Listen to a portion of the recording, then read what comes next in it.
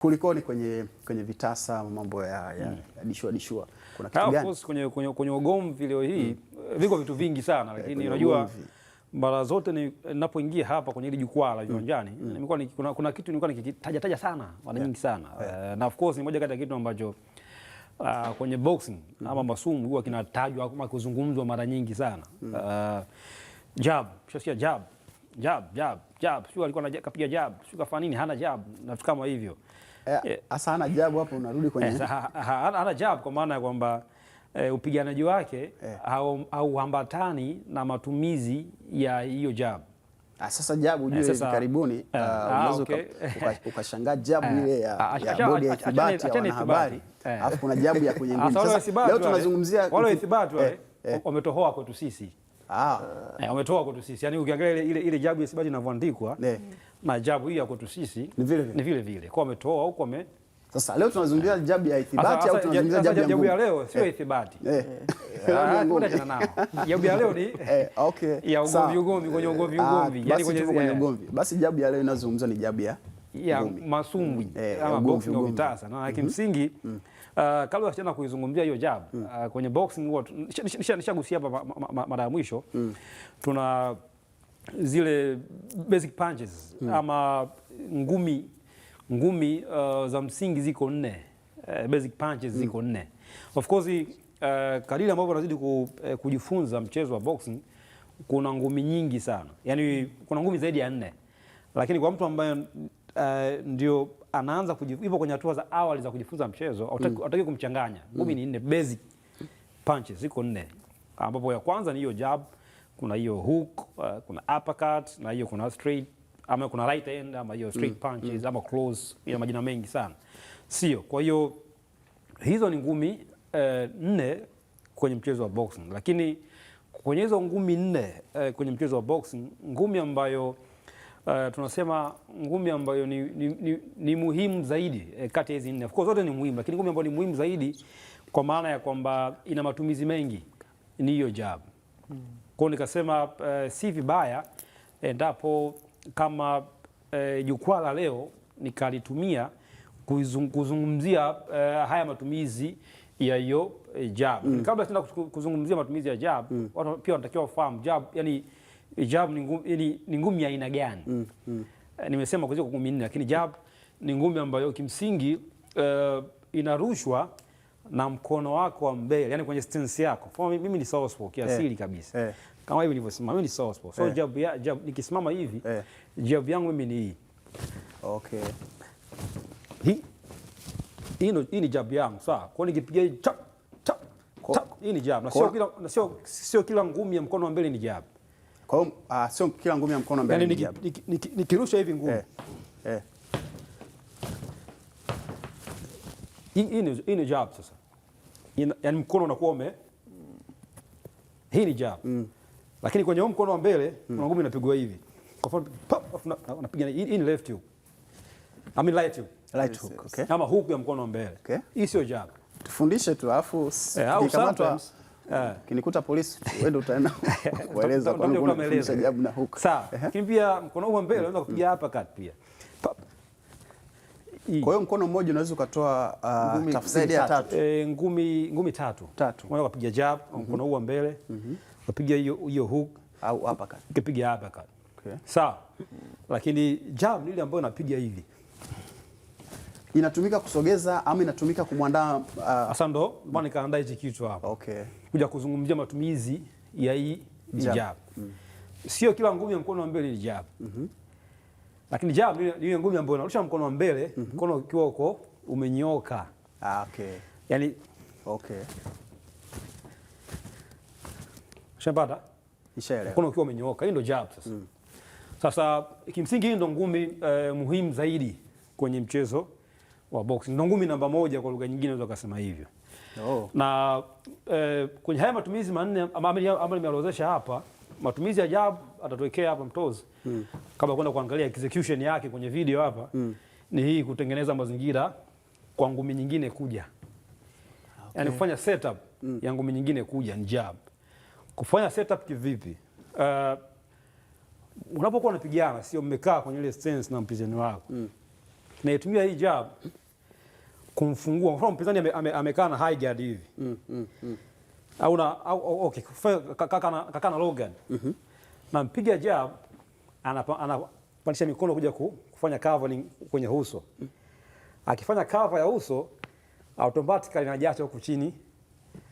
Kwa hiyo nimetumia jab kufanya setup ya ngumi ya chini. Okay. Anapiga jab ya kichwa kufanya setup kufungua wewe chini nipige body punch. Aidha ni kwa maana nyingine jab ni mkono wako ambao sio strong. Yaani unafanya mazingira ya kumtengenezea ili mkono wako strong ukija sasa jabu sio ngumi ambayo ina nguvu. Na ndio maana Mfaume ana ile msimu wake anasema jabu inatoa jabu inaumiza lakini inatoa damu. Na inakuumiza lakini haina nguvu.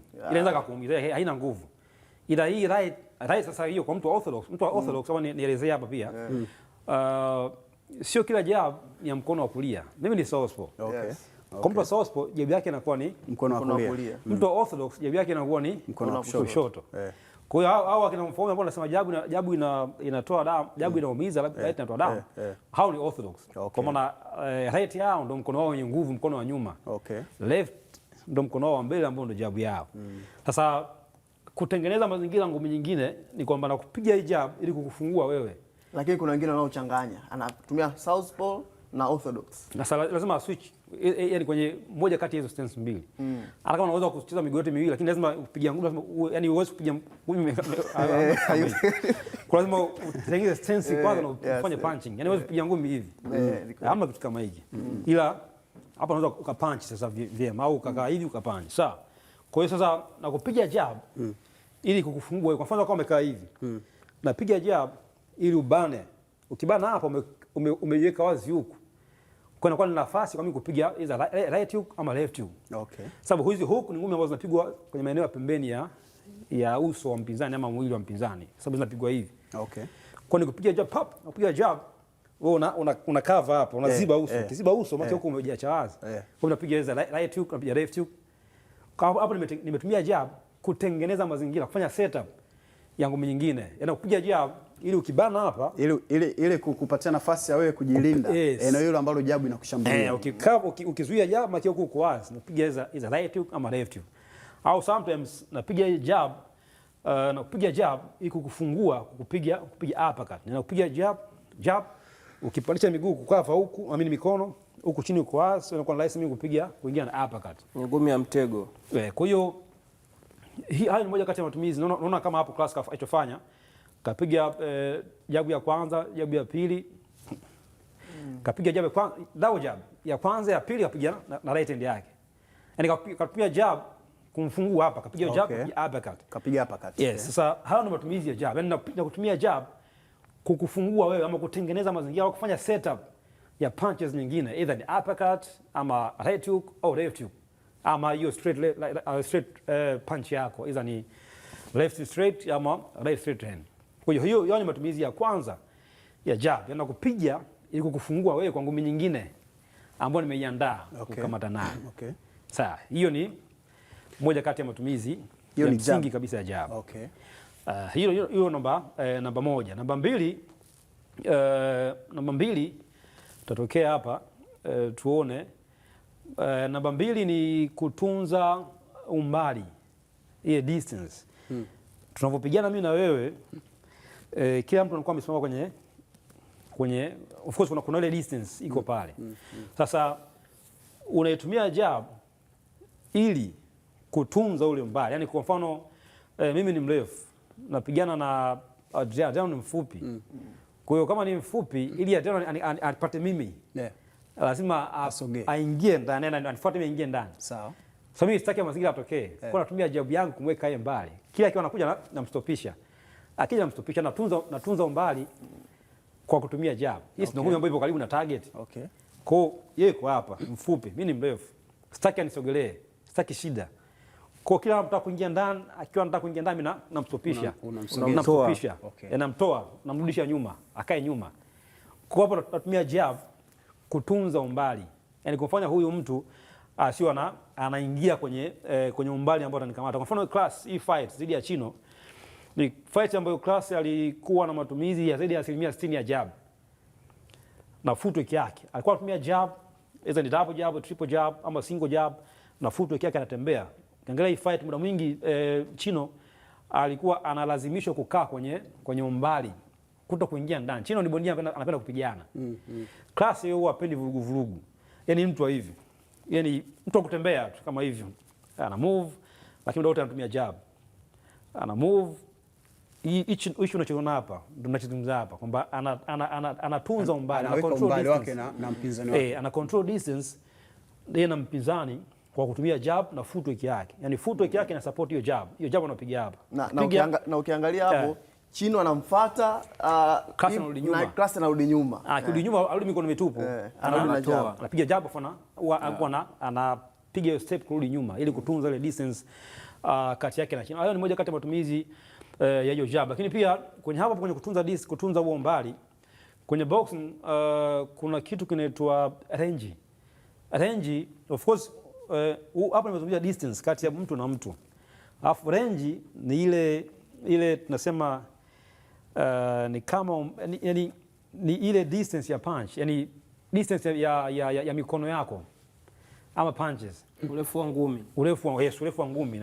Mimi ni nzuri sana. Urefu wa ngumi. Sasa kupitia jab inakusaidia wewe kwenye kutengeneza kupata hiyo range ya punches zako.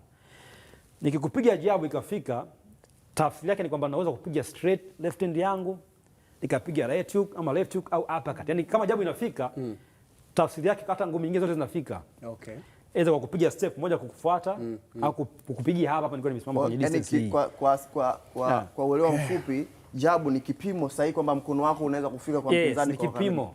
Yes. So kwenye kutunza hapo mbali inatumia kwenye kucontrol your distance, kutawala distance na kutafuta umbali sahihi wa punch yako. Ndio maana ukibondia ukifanikiwa kumweka mpinzani kwenye distance ambayo yeye haipo comfortable nayo, tafsiri yake ni kwamba yeye atakuwa anapata wakati mgumu kuconnect punches zake. Ila wewe kwa sababu umemweka kwenye distance ambayo ni sahihi, inakuwa ni rahisi kupiga hiyo jab ikamkamata, ukipiga hiyo straight punch ikamkamata, right hook, left hook au uppercut na ngome nyingine. So tutazame lingine. Yes, hiyo ilikuwa ni kwenye kutunza umbali. Kitu kingine ni kwenye kujilinda. Nimezungumza jab kama ndo ngumi muhimu zaidi kwenye boxing kwa sababu ya haya matumizi yote ikiwemo kujilinda. Yaani ni ngumi ambayo pia unaweza kutumia kama defense. Kama defense vipi? Nimetoka kuzungumza hapo namna ambavyo unaweza kumlazimisha mpinzani akae mbali. Yeah. Kitendo cha kumforce mpinzani asikusogelee. Hapo nasema umetumia jab pia kama defense. Yaani natumia jab yangu kujilinda. Kumfanya huyu mtu asinipate mimi na punches zake. So kama nimeforce Sharif Bayona au anakaa mbali namsogeza mbali arudi nyuma, that means nimetumia jab yangu kama defense, kama nyenzo ya kujilinda na yeye asipate nafasi ya kurusha punches zake na kunikamata nazo. Hii ni kitu kingine ambacho kinafanya hii punch jab kuwa moja kati ya punches muhimu zaidi kwenye mchezo wa box kama defense. Kitu kingine ni hii tunasema inakupa taarifa za mpinzani. Yaani jab nimezungumza kuhusu kukupa kipimo. Lakini pia jab ina uwezo kukupa taarifa za mpinzani. Taarifa kivipi? Inapokupiga jab ya kwanza au sio? Pia jab ya pili. Lile tendo lako utakalolifanya reaction yako. Hiyo ni taarifa. Yaani nikipiga ya kwanza ukakamata labda uka move either side. Anakupiga jab ukaslip kutoka nje, ukafanya zaidi mara moja, na kupiga jab kwanza ukafanya vile vile. Jab ya pili ukafanya vile vile. Ya tatu ukafanya vile vile. Tafsiri yake ni kwamba hiyo ni tabia. Kwamba huyu nikimpiga jab ana tabia ya ana slip kwenda ndani au ana slip kutoka nje au anafanya parry anaikamata afu ana counter na left hand yake. Kwa hiyo ni taarifa imekupa okay. Kwa nikimpiga mara kwanza ana react vile vile. Ya pili vile vile. Ya tatu okay, ni tabia yake. So naandaa mpango namna kumkamata, kucapitalize hilo shimo, na mtegea napiga kwanza akireact na mhesabia pili na mcounter. So hapo anakuwa amekupa taarifa za mpinzani. Wanakupiga jab na react hivi. Mara ya kwanza, ya pili, ya tatu. Okay, hiyo ni tabia yake sasa. Okay. Ngoja niende mpango kazi namna ya kunufaika na hilo shimo ambalo amenionyesha hapo. Hiyo ni jab. Nikupigia jab na unapata hizo taarifa za ni kama inasoma pia udhaifu yaani ndio kukupa taarifa za mpinzani wako na kujua una capitalize vipi au hiyo taarifa ambazo amekupatia. Hiyo ni matumizi mengine pia jab. Ukiondoa hapo kuchukua alama kuscore. Yaani kupitia jab unaweza kuscore. Siko malalamiko mengi sana kwenye baadhi ya fights kwamba huyu mtu ameshinda lakini alikuwa anapiga jab peke yake. Yes, na score. Yani kama jab inafika sina haja kupiga ngumi nyingine yoyote. Kwa mfano inahesabiwa. Mwezi wa kwanza kulikuwa na fight kati ya Shakur Stevenson dhidi ya Teofimo Lopez kule Marekani. Ile fight kwa round zote 12. Yani ukifanya ukichukua takwimu jab ndo ngumi ambayo ilirushwa zaidi na Shakur Stevenson kwa round zote 12. Yani alirushwa jab nyingi kuliko ngumi nyingine yoyote. Na kana score kwa jab, tunamweka mbali kwa jab. Kwa jab ile left hand yake anapiga mara chache sana, au ngumi nyingine chache sana. Kwa ni jab. Watu wakalamika kashinda amtumia jab hajatuonesha. Na hapo Aidan, of course na mimi kitu kama hiko kilikuwa kinanijia kwa sababu kama jab inatumika kujilinda, kumweka mpinzani wako mbali na wewe. Sasa ukifanya ukitumia jab kujilinda kwenye raundi zote 12 unapataje point ambazo zitakupa wewe ushindi? Yaani ni kitu ambacho kinafikirisha kwa sababu kama jab, of course jab inaweza kutengenezea mazingira ya kupiga ngumi nyingine kama ulivyosema, ukapiga left hook au right hook, ukapiga uppercut. Lakini kama ukiitumia jab kwenye matumizi ya kujilinda na kwenye raundi zote 12 utapataje pointi ambazo zitakusaidia kushinda pambano? Reference ni fight kati ya Nasib Ramazan dhidi ya Laurent Jaffet. Hii fight ilifanyika Kinesi pale. Kwa raundi zote 10 ya hii fight, Laurent Jaffet alitumia zaidi ya 85% ya punches zake zote kwa kutumia jab. Mkono wake wa nyuma wa kushoto ulikuwa aliumia. Ndio ile mecha amesema anacheza mkono mmoja tu. Kwa ukiangalia hapa alikuwa ana muda mwingi kwa hii fight alikuwa akitumia kumlazimisha Nasib au anakaa mbali kwa kupiga jab, akipiga jab ana move kutoka nje. Anapiga jab huko anarudi nyuma kwa jab yake. Sasa hiyo ni jab kwa defense, same time alikuwa na score pia kwa hiyo jab. Yaani kama jab inafika kwenye target ni clean. Una score. Pasina kujali ulikuwa unapiga kwa hiyo la kujilinda. Ile pambano limalizika kwa sare. Alishinda Nasib kwa points, lakini ilikuwa ni majority kama ndio kosea. Yaani ilikuwa ni split kitu kama hicho. Kwa maana majaji pia wakubaliana wote kwa pamoja, lakini pia kwangu ilikuwa ni fight ambayo ilikuwa close sana. Sikuona Nasib akifanya ile kilicho bora zaidi kwa kiasi cha kuweza so ilikuwa ni fight ambayo ni close sana. Hiyo ni kitu kingine ambacho jab huwa inakifanya. Tumalize kwa kutazama baki moja ambayo ni hii kuendesha kasi ya pambano au tunasema ile control ile tempo ama rhythm ya fight. Yaani kupitia jab. Kwa mfano mimi napigana na mtu ambaye ni pressure fighter. Ana ni place muda wote anakuja. Nikipitia jab na footwork yangu ndio tutamfanya nimpose, yani awe nashuka. Ile pace yake ishuke. Unamshusha kidogo. Kama akiwa anakuja mimi namstopisha. Namstopisha na move, namstopisha kwa jab.